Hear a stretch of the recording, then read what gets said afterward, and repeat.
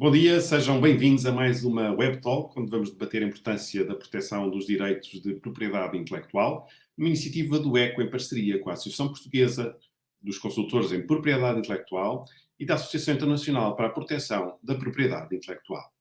Nesta segunda conversa vamos falar sobre a força das marcas e a importância da sua proteção. Segundo as últimas estatísticas do INPI, durante o primeiro semestre de 2021 deram entrada a 13.915 pedidos de registro de marcas e outros sinais distintivos do comércio, um crescimento de 34,7% face ao mesmo período do ano passado. Este é o número mais elevado desde que existem dados semestrais do INPI. Assistiu-se também a um crescimento de 27% nos pedidos por via comunitária, para 1.161, e de 35,6% nos pedidos internacionais, num total de 80%. Números que são ainda, apesar de tudo, muito inferiores àquilo que são os pedidos nacionais. Como se protege a propriedade intelectual de uma marca? As empresas portuguesas já pensam as marcas numa perspectiva internacional? Como se constrói e consolida uma marca? Para abordar estas questões, tenho o prazer de ter comigo Nuno Fernandes Tomás, presidente da Centromarca. Bom dia. Carlos Coelho, presidente da IVT Brand Corp. Bom dia. Ana de Sampaio, vice-presidente da Associação Portuguesa dos Consultores em Propriedade Intelectual. E António Trigueiros de Aragão, vice-presidente do Grupo Português da Associação Internacional para a Proteção da Propriedade Intelectual. Muito obrigado por terem aceito o nosso convite para esta conversa. Nuno, vou começar por si e por perguntar que elementos é que fazem a força de uma marca e como é que se constrói essa força? Então, antes de mais, gostava de começar por cumprimentar todos os meus colegas deste webinar e também o moderador e aproveitar para desejar a todos um bom 2022, uma vez que ainda estamos no início, nesta primeira fase do ano. André, na minha opinião, uma marca cruza elementos tangíveis com intangíveis. Elementos como qualidade, conveniência, sustentabilidade, responsabilidade, transparência e reputação são alguns dos elementos que fazem parte de uma marca. Mas também, se quisermos, elementos como disponibilidade, experiência e até empatia são outros valores que fazem a força de uma marca. Eu, pessoalmente, gosto sempre de falar das boas marcas porque estas são as que têm força. E o que distingue as boas marcas das outras são, sobretudo, serem uma garantia de qualidade, um meio de diferenciação e serem um veículo de inovação para o consumidor. As marcas representam uma adição de valor, queremos nós, e já temos alguns estudos, e por isso uma geração de riqueza e, sobretudo, representam liberdade de escolha. Eu diria mesmo, isto vai ser forte o que eu vou dizer, que as marcas são um dos pilares invisíveis da democracia. Hoje em dia as marcas, e eu mais uma vez eu falo das boas marcas, têm um propósito e assumem compromissos sólidos. Talvez para terminar esta primeira intervenção, eu diria que a sua evolução leva-as à escolha dos melhores parceiros e o investimento constante em investigação e inovação. Obrigado por essas pistas todas sobre o que faz uma boa marca. Carlos, a pandemia trouxe mudanças naquilo que os clientes valorizam das marcas? Sim, trouxe bastantes mudanças. Queria também agradecer o convite, dar aqui um voto de esperança para este ano, para todos que precisamos e talvez isso ligado com aquilo que transformou a principal transformação que houve nos últimos 2 anos. O Nuno falou talvez do quadrante mais importante das marcas, ou um dos mais importantes, que é naturalmente o quadrante funcional, da qualidade, enfim, das características intrínsecas. Existem outros quadrantes menos focados, intangíveis, mas de natureza estética, de natureza emocional. Mas existe um principalmente, que era o mais fraco, e hoje é aquele que é mais distintivo e onde eu acredito que se vão formar os grandes fatores de diferenciação das marcas, que é o quadrante social. O quadrante social não é uma marca no final do ano distribuir uma parte dos seus lucros para compensar os seus pecados, mas sim os consumidores estão preocupados, estamos todos preocupados em perceber o que é que as marcas têm para entregar à sociedade para além daquilo que são as suas funcionalidades funcionais. E por isso se fala hoje em sustentabilidade, ainda talvez numa perspectiva restrita. Gostei mesmo muito, Nuno, da tua alusão à questão do pilar invisível da sociedade. As marcas são, de facto, também nessa perspectiva social, um fator de fortalecimento da sociedade. Portanto, temos que ver a contribuição social das marcas, ambiental, económica e social e diria e cultural nesta perspectiva. Portanto, essa é a grande alteração. As marcas hoje falam todas em propósito como se nunca existisse. Sempre houve propósitos. Os propósitos é que não eram muito interessantes, né? Ou seja, servir uma marca que tinha como propósito servir os seus acionistas não é propriamente um interesse público, é um interesse particular, muito legítimo, mas que hoje não temos. As grandes marcas do mundo têm que explicar o que é que fazem, como fazem, e por isso vemos as preocupações da rastreabilidade, da transparência, do open book, ou seja, tudo aquilo que se fazia circuito fechado. Os stakeholders das marcas eram, no fundo, os seus proprietários, os seus colaboradores, os seus clientes diretos. Hoje os stakeholders somos todos, não é? Quer consumamos, quer não. E, portanto, essa era um fator emergente, portanto, não foi a pandemia que o inventou. A pandemia fez com que ele passasse a ser talvez para mim, o principal fator de diferenciação das marcas. E se tivéssemos um check de marcas, para além naturalmente da necessidade delas corresponderem à sua parte funcional na sua plenitude, é claramente o quadrante funcional aquele que vai distinguir as marcas do presente do futuro. Antes de passar à Ana e ao António, eu queria só fazer aqui mais uma breve ronda pelo Nuno e pelo Carlos, até para depois introduzir o tema seguinte, que é, Nuno, começando por si, as marcas em Portugal já são pensadas e criadas numa perspectiva de internacionalização? Temos aqueles números do INPI em que, na verdade, há poucos registros internacionais, face àquilo que é o bolo dos registros nacionais. Mas já começa a entrar este chip nas empresas portuguesas de pensarem as marcas para a internacionalização? André, sinceramente, nesse tema eu vejo um pouco tudo. Ou seja, há de facto, hoje em dia, uma nova geração de empresas, especialmente ligadas ao setor de serviços, que nascem já com uma vocação de internacionalização e que trabalham o seu conceito de marca direcionado para os mercados onde pretendem estar um dia. Mas ainda também vemos marcas mais tradicionais que viveram durante grande parte do seu tempo totalmente focadas no mercado nacional e no mercado da saudade. Também temos setores que se especializaram numa ótica de subcontratação e optaram por trabalhar para marcas de terceiros. Eu diria, abdicando do desenvolvimento das suas próprias marcas. Por exemplo, o setor têxtil, nós vemos muito isso no setor têxtil. Empresas que produzem bons produtos, mas que trabalham para outras marcas. O facto é que temos vindo a observar uma evolução nesta última década, com o aumento das exportações, com o grande esforço que o setor exportador tem feito, e tem havido um aumento das marcas portuguesas associadas a produtos com alguma expressão internacional.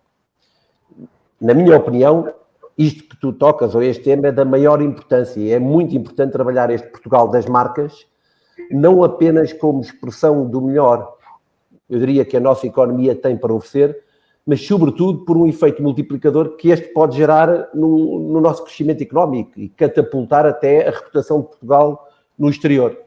Em abono da verdade, diga-se, houve uma iniciativa recente, e o Carlos participou também, por parte da Secretaria de Estado da Internacionalização, em colaboração com a ESEP, para tentar abordar esta temática. E acho que houve bons contributos. Depois, ao final do dia, o que é que vai acontecer com isto, não sabemos, não é? Ou se vai ter grandes resultados. André, se me permitires, só voltar um pouco atrás, não querendo abusar do meu tempo, nem tentando monopolizar a conversa, à pergunta que fizeste ao Carlos, que é bastante interessante, do que é que a pandemia mudou. se me permites, posso, durante um minuto, tentar. Ok. Quer dizer, esta pandemia, como nós todos sabemos, apareceu de uma forma fulminante e gerou consequências na forma como nós agimos e nos comportamos e, obviamente, na forma como nos relacionamos uns com os outros, com as próprias marcas e mesmo com o consumo. Uma das coisas que é facílimo constatar é que nos tornámos diferentes, mais ascéticos com as máscaras, com o gel, mais preocupados com estes temas, cautelosos, estáticos, tornámos também mais programáticos, racionais e digitais, mas ao mesmo tempo mais atentos à dimensão humana. E é aqui que eu quero ir ter com o que o Carlos disse, que me pareceu muito importante. Em resposta a isto, as boas marcas, mais uma vez falo das boas marcas, foram verdadeiras companheiras de viagem, mostrando que a sua relação com os consumidores, tal como num casamento, ou não, funciona nos bons e maus momentos. Vimos que as marcas mostraram alguma humildade e uma grande relevância partilhando as dificuldades dos consumidores. E vimos alternativas, apresentaram alternativas, novos produtos, sobretudo na categoria de higiene, nos produtos ascéticos, e inovações que permitiram facilitar a vida das pessoas nos momentos mais críticos. Vou dar um exemplo concreto. Empresas de bebidas alcoólicas começaram, no momento crítico, a produzir álcool. Além disto tudo, mais uma vez para reforçar o que o Carlos disse, muitas marcas desenvolveram um enorme trabalho de responsabilidade social, muitas vezes invisível, e tentaram sempre comunicar de uma forma positiva para trazer esperança às pessoas. Era isto que eu queria dizer. Pronto. Muito bem. Carlos, só aqui umas palavras também sobre esta questão da internacionalização. Parece-lhe que começa a entrar mais no chip das empresas? Já pensam as marcas com esta perspectiva? Bom, temos um Portugal a muitas velocidades, não é? Como não dizia, de facto participa a vários níveis no processo do ICEP, que ainda está a correr, e que esperamos que possa ter vários resultados. Aliás, temos uma iniciativa que é o Marcas por Portugal, que não é do ICEP, e no ICEP existe e colaboro no aprofundamento precisamente da análise dos diversos setores em Portugal, do estado dos setores, e da possibilidade de conseguirmos encontrar formas de, no fundo, de despulverizar a comunicação de Portugal. Ou seja, neste momento existem muitos setores a comunicar o país, e acreditamos que para fortalecer a marca do país é preciso fazer convergir esses esforços, tirando partido daqueles setores que estão mais avançados em detrimento daqueles que vão mais atrás. A perspectiva da internacionalização, eu diria que é alguma coisa que está no mindset de todos, mas na prática de muito poucos. Naturalmente, quando se pensa uma marca, pensa-se num registro, num registro nacional, num registro europeu. Muitas vezes essas opções são opções mais funcionais do que propriamente estratégicas, funcionais na perspectiva do próprio registro, do próprio processo de registro. Agora, internacionalizar não é apenas pensar na marca equidistante de uma cultura, até porque não é esse o princípio básico das marcas, mas é entender que para estarmos nos mercados temos que conhecer os mercados. Nós pensámos durante muito tempo na internacionalização do contentor, percebem o que quero dizer? Ou seja, enviámos 2 contentores e, portanto, estamos a internacionalizar. E, portanto, hoje é claro que há uma geração... Não é uma questão apenas de não chegar, é uma questão de não ser efetivo, de não haver compromisso com esses mercados. De facto, das marcas não têm qualquer tipo de relevância nos mercados. São produtos que foram vendidos perante circunstâncias comerciais num determinado contexto e não têm peso.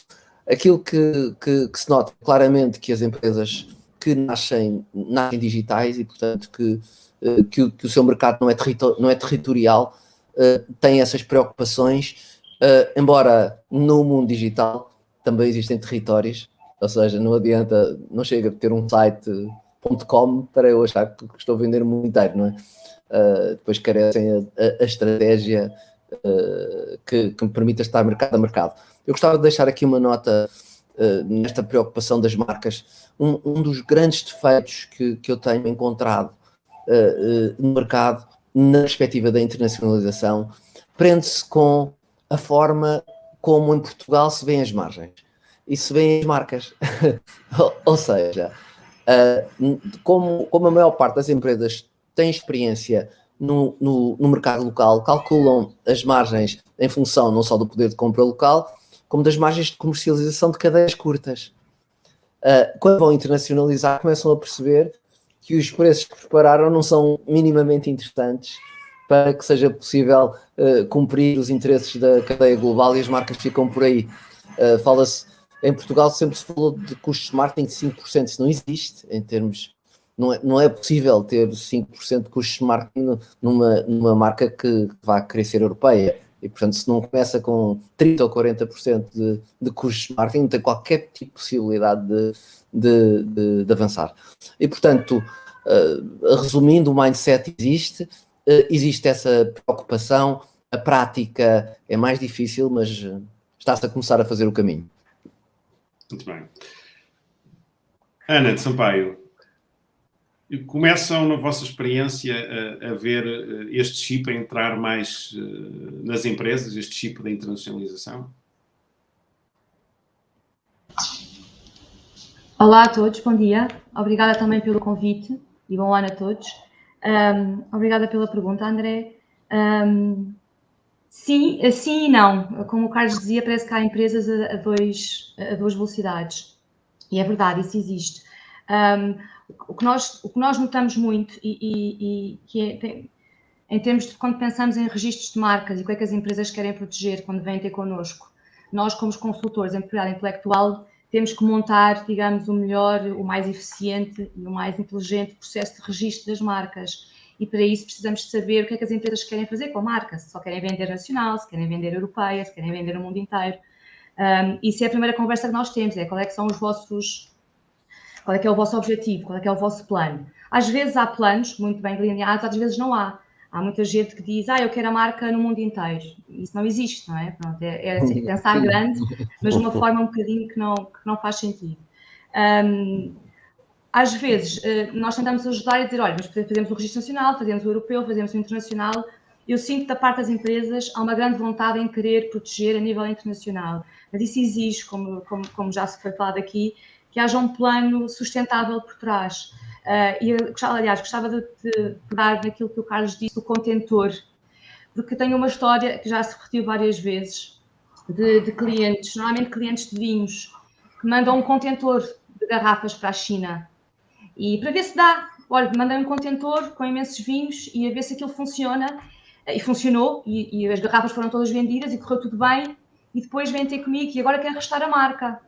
E eu vou à China, entre aspas, falo com um colega chinês e a marca já foi registada por alguém. Claro. Alguém viu o contentor e a marca já está registada. E isso já me aconteceu 2 vezes, é verdade. E, portanto, eu quando tento falar com os clientes, tento explicar. Eu sei que às vezes parece que é mais importante a parte de vender os produtos, etc. Mas é preciso pensar um bocadinho antes, basta um bocadinho antes para proteger a marca primeiro. Porque então na China depois é muito difícil dar a volta à situação. Pronto, eu falo da China porque a China é um mercado muito apetecível e porque todas as empresas nacionais gostam de ter um mercado na China, apesar de não é muito fácil, mas é preciso saber trabalhar esse mercado e ter cuidado. Não é? Sim, exatamente. Portanto, às vezes, gostei muito que o Carlos tivesse falado no contentor, porque lembrei-me logo desta história que é realista. E também só gostava de dizer mais uma coisa, que eu acho que tem a ver também com a questão da pandemia ou das empresas nacionais estarem a exportar. Eu lembro-me que, não sei se aqui na pandemia se isso vai passar, mas lembro-me na crise de 2008 ou 2011, quando o mercado nacional estava muito em baixo, houve muitas empresas portuguesas que optaram nessa altura por exportar produtos para mercados onde nunca tinham entrado. E, portanto, as situações de crise são também muito oportunidades. E, portanto, eu na altura registrei marcas em mercados que nunca tinha registado. Portanto, isso também, uma crise também é uma oportunidade sempre, não é? E, portanto, as empresas portuguesas, eu acho que nos últimos anos, nos últimos 10 anos, estão muito mais conscientes da proteção que é preciso fazer, e a minha luta diária é exatamente a antecipação, é ser uma coisa que é feita antes, porque uma proteção tem que ser feita antes da exportação.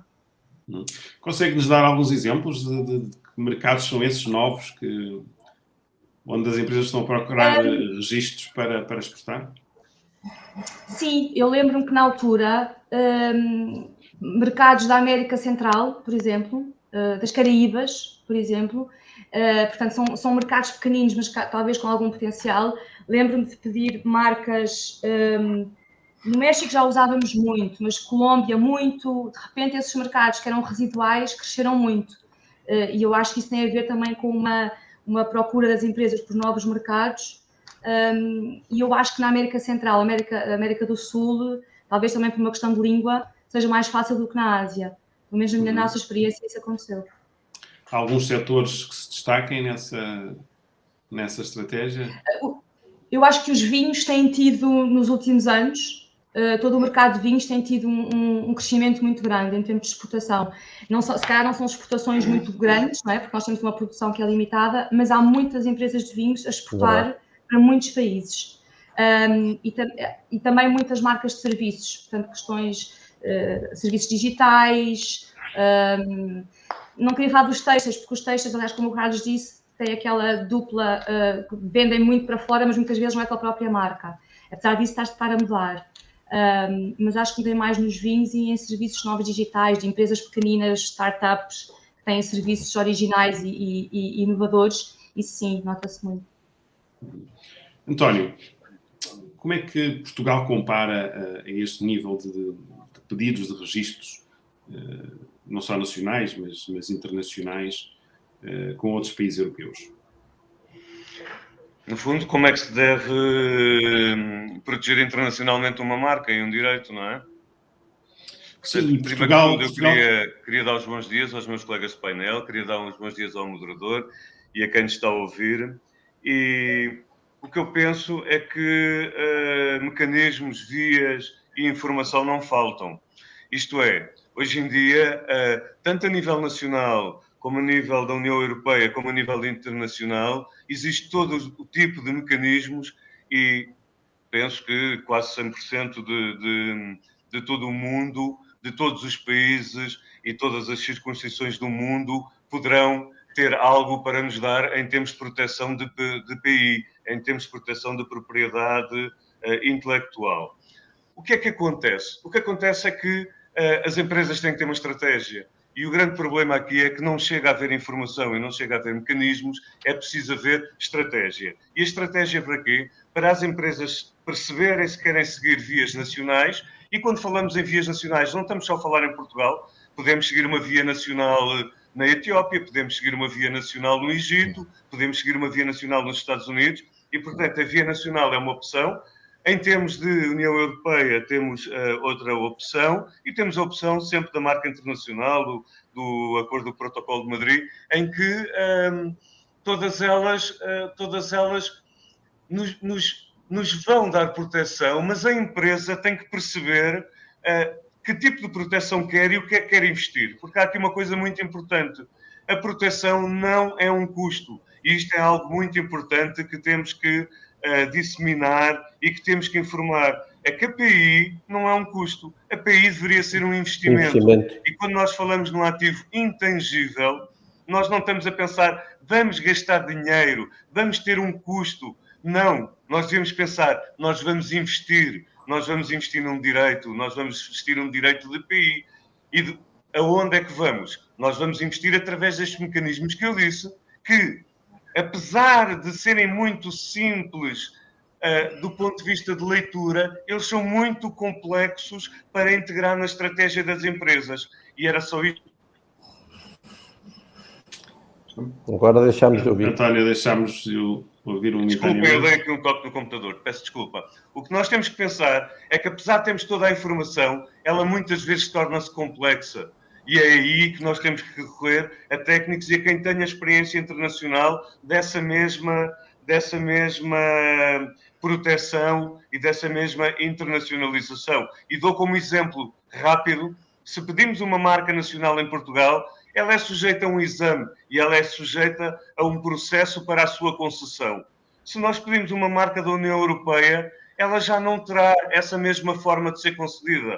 Ela é quase que concedida por edital.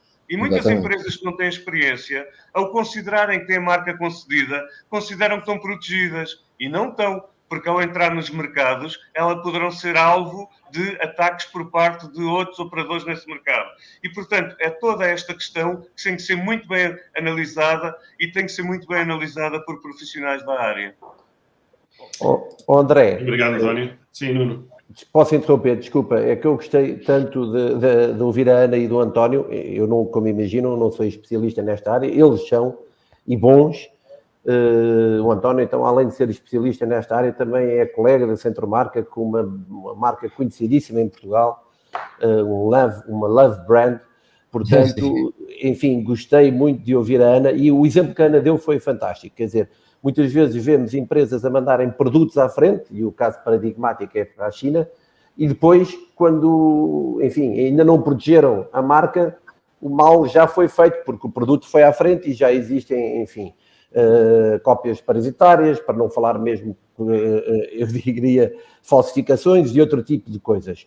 O que eu gostaria só de dizer e reforçar é isto que o António acabou de dizer, que é o custo do registro para diferentes geografias é tida muitas vezes pelos detentores das marcas como um custo elevado. E por isso, às vezes, a proteção acaba por ser descurada e depois aparecem os problemas. Portanto, é muito importante, como o António terminou, e por isso eu quero reforçar, que as empresas detentoras de marcas entendam que o respectivo registro e até proteção devem ser entendidos como um investimento e não como um custo, destinado a proteger o seu próprio investimento. É assim que eu, pelo menos, vejo as coisas. André, António, se me permite, sim. eu peço desculpa, se me permite só dizer algo. Há uma falta muito grande de sensibilização e de formação de profissionais, não profissionais desta área, mas de outras áreas. E há uma falta muito grande de formação académica, não a nível de um curso académico na área, mas a nível de sensibilização noutros cursos. Por exemplo, como se admite que um estudante acaba uma licenciatura ou mestrado em marketing e acaba por não ter uma cadeira sobre propriedade intelectual. E, portanto, ele não tem que ter um curso de PI. Ele terá que ter uma cadeira ou terá que ter uma sensibilização sobre esta área. Isso é importantíssimo para as gerações futuras. António, ia-lhe perguntar também, porque enfim, estamos aqui a falar de custos, não sei se é possível, enfim, dar uma ordem de grandeza, um intervalo de quanto é que custa fazer um processo destes? Quer dizer, fazer um processo, ao perguntar-me, está-me a perguntar quanto é que custa comprar uma casa, isto é, um processo, que tipo de processo? O que é que nós queremos fazer? Uma marca nacional em Portugal, uma marca nacional em Espanha, uma marca na União Europeia, queremos ir para a China. Normalmente fala-se, para ir para a China é preciso uma sociedade na China. Não é preciso sociedade na China. A China está dentro do protocolo da marca internacional e, portanto, qualquer empresa portuguesa pode pedir, através da marca internacional, uma marca na China. E, portanto, não estamos a falar uma marca da China. Eu não queria aqui falar de dinheiro, porque isto é tudo muito subjetivo, mas não gasta mais que 1.000 e tal euros uma marca da China. O que é isso para quem está a exportar contentores para a China? Exatamente. Não é nada. E, portanto, os contentores, está bem, é um custo que é o custo do transporte, não é? Que vai afetar a operação. Aqui não. Aqui é um investimento que está a fazer ao ter um ativo intangível, ao ter a sua marca na China. E funciona. Eu próprio tenho empresas com marcas na China. E funciona. Se me permite... Sim. Eu gostava só de dizer uma nota da experiência de quem pedem para fazer marcas, não é? E quando um dos primeiros pontos da nossa interação tem a ver precisamente com a literacia do registro e da proteção. Inclusive, criamos um índice de registabilidade, não é? De pré-registabilidade para trazer aos nossos clientes. E nós trabalhamos com empresas grandes, digamos que à partida com um nível cultural nesta matéria bastante mais elevado, e o que eu constato é que este assunto, antes de ser falado por nós, não tinha sido levado em consideração. E, portanto, não é apenas uma questão do custo, é uma questão da própria consciência da literacia. Eu gostava de dizer, é de facto... não existe. Eu, por exemplo, em todos os sítios onde dou algumas aulas e faço exercícios práticos da criação de marcas, obrigo os alunos a a fazer testes de registabilidade, para perceber que uma marca não é apenas um exercício de vontade nem de imaginação, é um exercício de disponibilidade de garantia de propriedade. E naturalmente, dependendo, se trata de uma marca nacional, internacional, e pontos tão importantes como referiu, que é uma marca europeia, é uma marca que é determinada quase por decreto, portanto não foram analisadas as empresas todas que haviam, e portanto as pessoas ficam com uma falsa sensação de segurança. Portanto, acho que o aspecto da literacia enquanto matéria ao nível da gestão de propriedade é uma coisa muito importante, até porque se vai investir numa marca, convém garantir que ela é sua. E concordo, André, posso também dizer qualquer coisa? Sim, Ana, vou já assim. Queria só perceber se o Carlos concorda com esta assim, sugestão, proposta que o António deixou de estes temas terem uma cadeira específica nos cursos de marketing e se calhar até de gestão, enfim.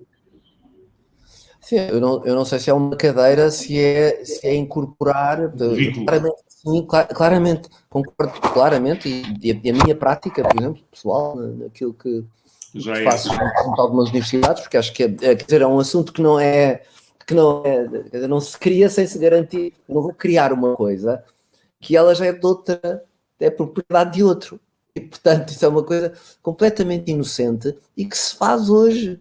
As pessoas esquecem-se dessas matérias.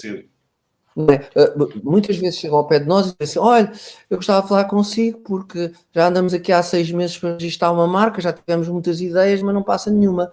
Eu disse, quer dizer, andou-se a brincar às marcas, não é? Como se diz, André, nem no mundo brinca às marcas, não é?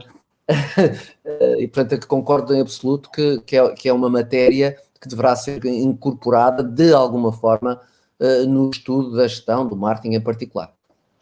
André, desculpa lá interromper, Ana, peço imensa desculpa, mas só porque eu tenho uma deixa que me parece importante. O tema da literacia tem muito a ver até com um degrau antes, com a própria cultura da marca, e creio que o Carlos vai concordar. E deveria ser fundamental trabalharmos ao nível do sistema de educação para que nas escolas, desde cedo, haja uma educação que crie uma cultura de marca.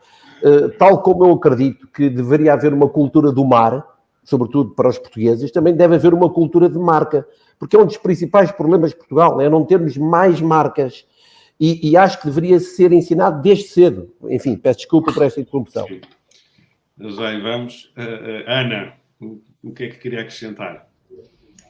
Não, também está relacionado exatamente com esta questão da literacia, porque uma das coisas que nós muitas vezes notamos aqui com alguns clientes, especialmente aqueles clientes maiores que já têm departamentos de marketing, não estou a falar de pequenas empresas ou microempresas, mas o que tem acontecido muitas vezes, e nós também fazemos isso, e oferecemos esse serviço no sentido também pedagógico, que é, eu como consultora em propriedade intelectual, e que sei como é que funcionam os mecanismos de registro que o António estava a falar, muitas vezes sugerimos ao cliente dizer, olha, nós vamos falar com o vosso departamento de marketing e vamos explicar o que é uma marca boa, o que é uma marca má, não no sentido que o Nuno falava de boas marcas, mas o que é um sinal distintivo, que é um bom sinal distintivo, ou o que é um mau sinal distintivo, ou um sinal distintivo fraco. E muitas vezes, quando falamos com estas pessoas que são especialistas em marketing, há aqui uma grande, não é tensão, porque estamos todos num ambiente informal e agradável, mas muitas vezes as perspectivas que eles têm, ou a ideia que eles têm do que é uma ótima marca, depois não é bem, legalmente não é aquilo que é uma boa marca. E esta conversa e esta acertar ideias sobre o que é que são boas marcas, o que é que eu posso proteger e o que é que está disponível para proteger, é muito importante. E, portanto, esta cooperação entre os consultores em PI, como nós dizemos, e as pessoas no marketing é essencial para também a empresa perceber o que é que pode proteger. E tem sido uma coisa agora, Ana, que tem dado alguns frutos. Já que está a falar naquilo que se pode proteger, eu acho que valia a pena percebermos exatamente o que é que se pode proteger. Ou seja, não é só o nome da marca, não é só o texto, é a imagem, podem ser sons. O que é que se pode proteger? Além dos vários mecanismos que estão disponíveis para as empresas em termos de geográficos, portanto, marcas nacionais, europeias ou internacionais, também há exatamente isso, como o André diz, o que é que eu posso proteger? Eu posso proteger só o nome da marca, portanto, o que nós chamamos de uma marca verbal, dizer um nome, por exemplo, Advocatus, não é? A palavra Advocatus. Eu posso também proteger o logo do Eco, estou a ver ali o logo do Eco, eu posso proteger isso também em conjunto com a palavra. Eu posso proteger só a imagem, portanto, há aqui uma variedade de sinais que eu posso proteger em simultâneo. Eu não tenho que ter só um registro, eu posso ter um registro verbal, posso ter um registro misto, portanto, palavra e figura, posso ter um registro só figurativo, só a imagem. E depois posso usá-las todas em conjunto ou usá-las em separado. E isso são, digamos, camadas de proteção que me dão mais força à minha marca. Eu dou sempre um exemplo que já é um bocadinho antiquado, tem que haver, arranjo um exemplo novo, que era aquele chocolate Dove, não sei se ainda existe, e depois havia o sabonete Dove, ou seja, a mesma palavra. E a mesma palavra para coisas completamente diferentes e com imagens diferentes. Eu não me lembro agora da imagem associada ao Dove chocolate, mas tinha alguma cor ou tinha algum desenho, não é? E depois o sabonete também tinha. E eles, além de serem palavras iguais, mas para produtos completamente diferentes, também tinham imagens associadas. Aqui, obviamente, são produtos que não eram confundíveis. E isso também pode acontecer, não é? Este é um exemplo que existe, mas existem mais exemplos de marcas iguais, digamos, mas para coisas diferentes. Mas é importante também as empresas perceberem que têm aqui várias coisas com que podem jogar, além da nominativa, da mista, da combinação de todas. Posso só dar uma nota? Existem marcas iguais para produtos idênticos. A matéria do registro de marcas em Portugal é uma coisa relativamente nova. Eu dou-vos um caso que trabalhei durante muito tempo e não consegui resolver, que é a Primor. A Primor é manteiga e a carne, portanto, nas mesmas categorias, foi aceite. Portanto, digamos, a forma como ainda são feitos registros em Portugal é discriminatória. Por exemplo, eu tenho um processo em curso de uma CIM, portanto, de uma área, uma comunidade intermunicipal, que é no Douro, que pretende incorporar o nome Douro e que foi interposta no tribunal pelo Instituto do Vinho e da Vinha, do Douro, que detém a marca Douro como se fosse dona do território. Portanto, este assunto é um assunto delicado em algumas matérias e ainda precisa de um aprofundamento legislativo também. Percebe o que quer dizer? Acho que há alguma discriminação ainda que resulta do parecer do técnico e não é assim tão claro que se pode fazer ou não. Por exemplo, a marca Portugal não devia poder ser registada, por exemplo, por ninguém. Coisas tão básicas quanto essa.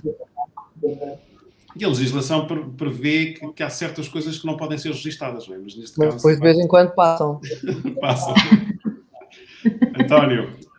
André, por esta pequena conversa nós percebemos que cada vez mais precisamos é de equipas multidisciplinares, porque o que me perguntou dos mecanismos, os mecanismos existem, já existe e cada vez há mais unificação, cada vez há mais mecanismos.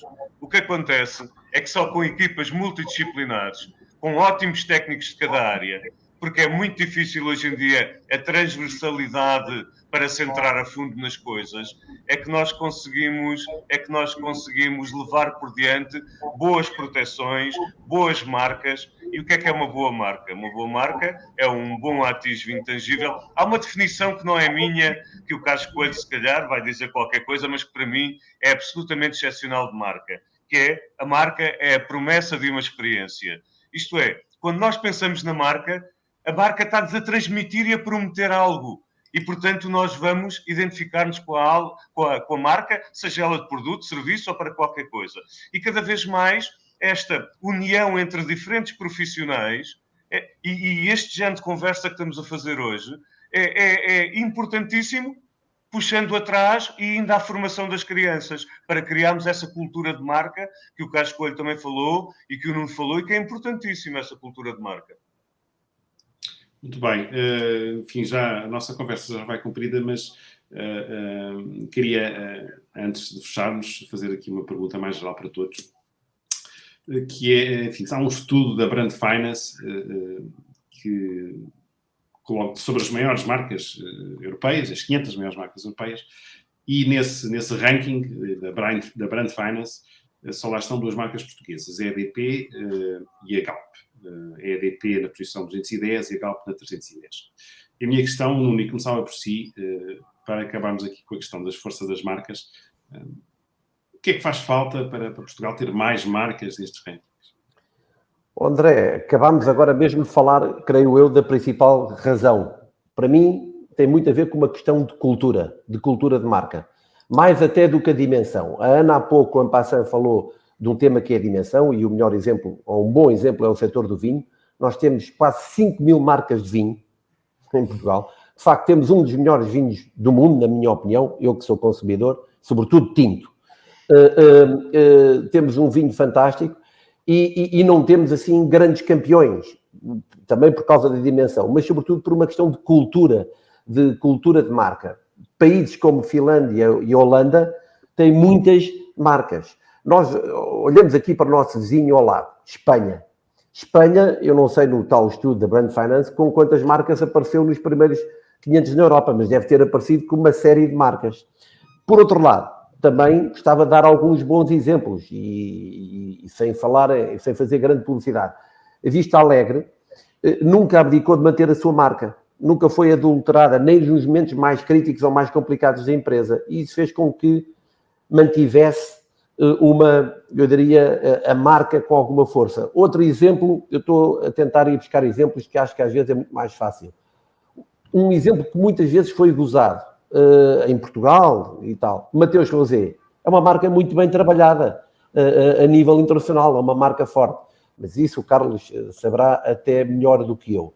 Mas enfim, eu gostaria muito de não terminar esta conversa sem dizer que eu acredito que Portugal dificilmente será um país com peso e alguma reputação internacional se não conseguir ter um conjunto significativo de marcas originais reconhecidas no mercado global. Por várias razões, que já sabemos, as marcas criam emprego direto e indireto, motivam investimentos em investigação e desenvolvimento, aumentam o valor de exportações, aumentam o valor do PIB nacional e arrecadação fiscal. Dar e terminar com este exemplo concreto que eu sei, até porque, enfim, por obrigação. Dentro do universo Centro-Marca, que são cerca de 60 associadas, quer dizer, temos um valor de negócios de mais de 7 mil milhões de euros e só em contribuições para impostos damos mais de 3 mil milhões de impostos, 3 mil milhões de euros. Quer dizer, e temos mais de 1000 marcas. Empresas detentoras de marcas, estas 60 associadas. É preciso muito trabalhar esta temática das marcas e ao final do dia vai bater na marca também Portugal, como o Carlos há pouco referiu. Carlos, é a sua deixa. O que é que... Aqui há pouco já falou um bocadinho da ideia de concentrarmos esforços, não é? Como é que... Sim, concentrarmos esforços na marca do país. Acho que gostava de pôr as coisas de uma forma ainda mais pragmática do que têm sido, apesar da minha concepção de marca ser um pouco mais poética. Para mim a marca é um sonho de um homem perpetuado na economia, em tudo o que isso implica, não é? Porque é perpetuado, porque a maioria das marcas morre na primeira década, portanto a mortalidade das marcas em todo o mundo é elevadíssima, estamos a falar de acima de 99%, e portanto é preciso ter uma vontade muito grande para que seja possível uma marca. A questão pragmática que gostava de colocar é que não acredito que seja possível, digamos, fazer convergir o país para uma norma europeia sem que tenhamos marcas. Porquê? Porque a margem está na marca. É uma forma muito objetiva. Falamos em fatores de aceleração de crescimento e a única forma que eu vejo ser possível Portugal ser mais competitivo é conseguir cobrar mais pelo aquilo que já faz bem, no fundo incorporando cadeias de valor que hoje não estão ao acesso. E, portanto, como quer que isso se faça, se começarmos na escola agora, vai durar 25 anos. E, portanto, é super importante e devemos fazê-lo, mas temos um déficit a nosso favor entre a qualidade intrínseca e a qualidade percebida. A maior parte dos nossos produtos, a maioria daqueles que já exportam, a qualidade é superior ao preço que são praticados por estas razões, porque porque não têm marca, porque não estão organizados nesse sentido. Há que colocar o aspecto, ou seja, a contribuição económica da marca, e não apenas, como dizem sempre, isso é uma marca, é uma coisa dos países ricos e é para quem tem muito dinheiro. Não, a marca é para quem precisa de fazer dinheiro. É para quem precisa de facto de alterar substantivamente a forma que nós temos de fazer as contas do país, que são sempre em décimas, e que assim não vamos lá. Eu sou profundamente marxista, portanto acredito que é possível, acredito que há setores setores como a saúde, a biotecnologia, coisas que nem sequer são áreas que nós achamos que são core, que neste momento estão a exportar com coisas de muito boa qualidade, precisam de marcas. Somos um país de subcontratos ainda, com muito poucas marcas, temos que fazer essa transição. Para mim é tão importante quanto a transição energética ou quanto a transição digital. Ana, perspectiva sobre este tema. Sim, eu gostava, como última palavra, gostava de deixar, de facto, de um ponto de vista muito prático, acho que é a preparação ou a antecipação. Quando eu crio uma marca, o mais importante é ir ver, como foi aqui falado durante esta última hora, de ver se está disponível, ver se é uma boa marca, tentar preparar ao máximo antes de avançar para lançar a marca no mercado. Mas, ao mesmo tempo, acho que os portugueses têm fama de ser desenrascados, a arriscar muito. Acho que precisam pensar grande, têm que ser mais arrojados ainda. E quando pensam num negócio, pensar, não, isto não é só para Portugal, não, vamos tentar que isto seja para o mundo inteiro, vamos tentar que isto seja para exportar. Pensar mais além, pensar um bocadinho mais aqui, além do nosso retângulo aqui, pensar um bocadinho mais longe. Mas para isso é preciso preparação, e é preciso conhecimento e literacia sobre as marcas, e isso é que era bom que nós conseguíssemos, a nível de escolas, de faculdades, de empresários, conseguir transmitir essa mensagem. António, o que é que faz falta ainda para Portugal ter uma marcas com mais força? Quando pensamos na Brand Finance e quando pensamos na EDP e na Galp, temos a tendência que se falou de falar ou de pensar em dimensão e massa crítica. E, portanto, pensamos, não, estas empresas aparecem em dimensão, massa crítica, para aí fora. Este argumento cai de terra quando pensamos na Suíça ou em Itália. Isto é, passando de um para o outro, quando pensamos na Suíça e nas marcas conhecidas e de renome suíças ou italianas, pensamos, não, se calhar isto é algo mais, se calhar isto é uma cultura, se calhar isto é a busca de algo, a afirmação de algo, a afirmação da qualidade, no caso de falarmos de algumas marcas suíças. Como é que é possível? Como é que é possível a Suíça ser líder em máquinas, por exemplo, para fábricas de moagem, quando não tem lá fábricas para fazer esses próprios produtos e essas próprias máquinas? E, portanto, o que é que ela tem? Ela tem o know-how, ela tem a qualidade, ela tem a credibilidade.